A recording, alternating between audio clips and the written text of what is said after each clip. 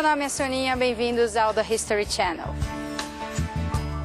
Existem fragmentos da história ocultos no coração da cidade. Relatos escondidos que na realidade dormem diante dos olhos, nas esquinas, nas ruas, nas praças, nos monumentos urbanos.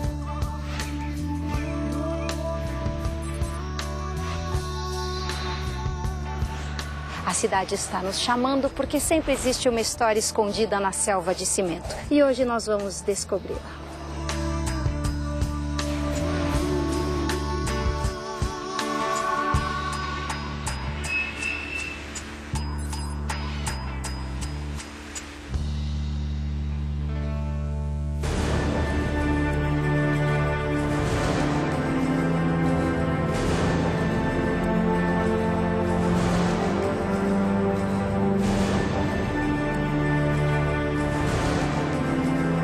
Saiu correndo, veio até a porta da igreja e com a espada pediu socorro aos padres.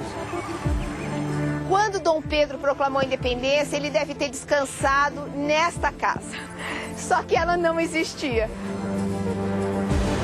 A história da Revolução, ela está aqui submersa, não é? Aqui nas colunas do mercado.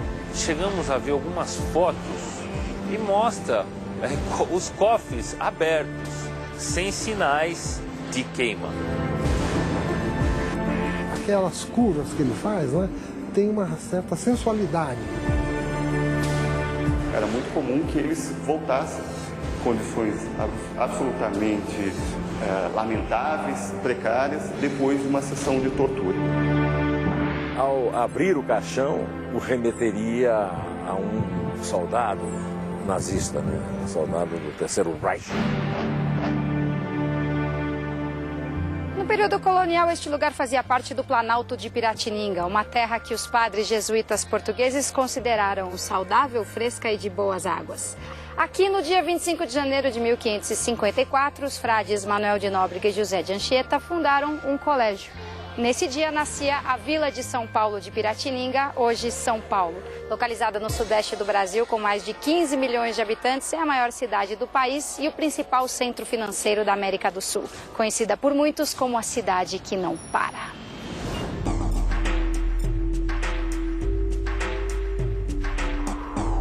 Vamos começar nosso percurso aqui no Mosteiro de São Bento.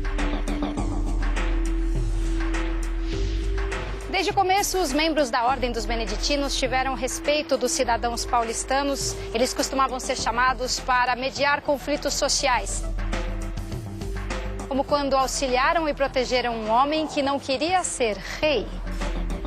Depois de terem ficado durante quase 6 décadas sob o poder da coroa espanhola, os descendentes dos primeiros habitantes que chegaram ao Brasil não aceitaram facilmente o controle do poder lusitano. Foi assim, então, que idealizaram um plano: ter seu próprio rei. O eleito foi Amador Bueno, um homem muito respeitado que, assim que escutou a proposta, teve uma conduta inesperada. Em 1640, houve algo que os portugueses desejavam há muito tempo, que era a separação das duas coroas. E os espanhóis, aqui, ao terem a notícia da restauração do trono em Portugal, resolveram patrocinar uma independência daqui de Portugal e procuraram este Amador Bueno, que era filho de uma pessoa importante, Bartolomeu Bueno da Ribeira. Foram buscar Amador Bueno da Ribeira em frente à Câmara Municipal para elegê-lo rei de São Paulo. Ele não quis nem pensar na história.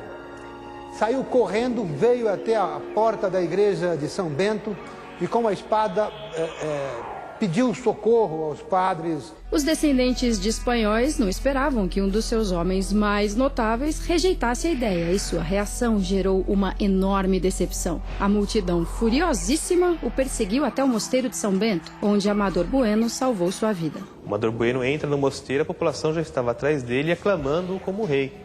Aquela fúria, já aquela ira de encontrar no Amador Bueno essa resistência de ser aclamado rei, diante do mosteiro a população para.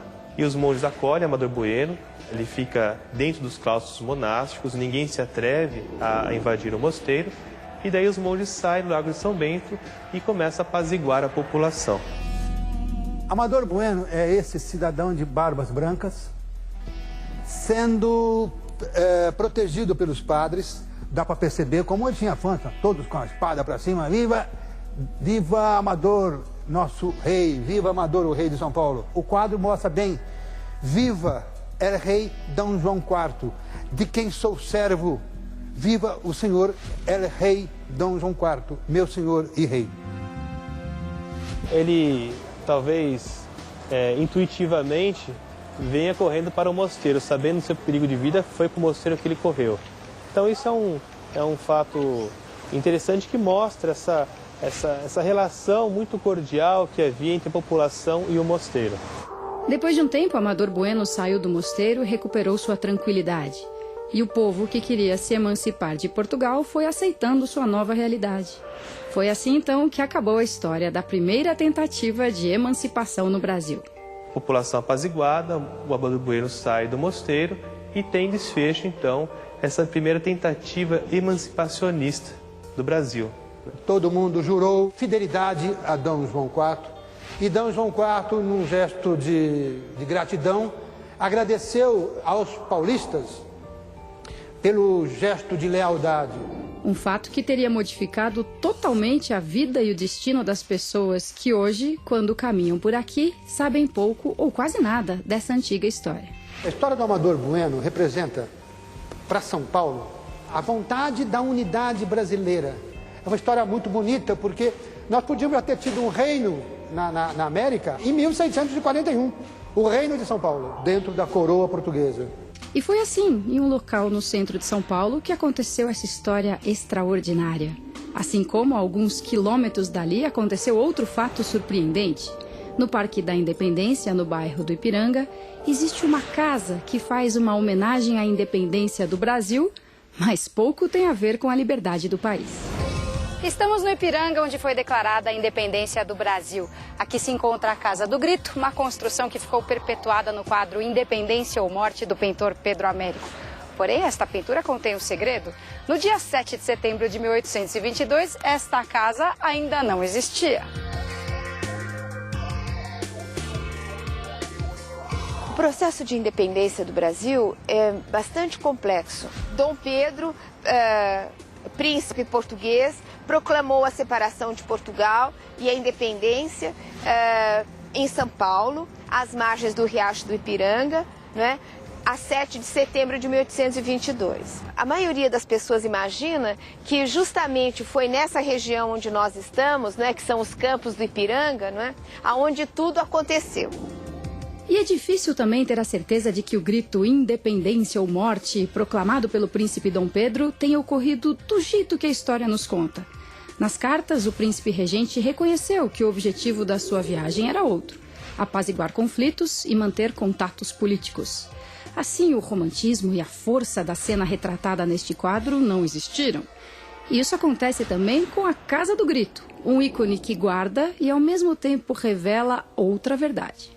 E nesta tela, o Pedro Américo, ele construiu a imagem, né? Ele imaginou, ele representou a cena da proclamação e colocou como pano de fundo desta cena uma casinha branquinha, toda bonitinha, com umas janelas pintadas de verde. Mas o Pedro Américo, pintor, na hora que compôs o quadro, achou que ficaria muito interessante colocar esta casa como pano de fundo. Mas ela não existia na época da independência, ela é muito posterior. Ela está datada por volta de 1880, 1885 mais ou menos. Ele viu a casa desta maneira, com o riacho atrás. Ele mesmo diz que cometeu um pequeno equívoco topográfico e ele colocou o riacho na frente. Esta dimensão, quer dizer, ele achava que as pessoas tinham que identificar que era a região de São Paulo. Então, para isso, ele colocou o riacho, que está às nossas costas, à frente da casa, e colocou a casa como fundo.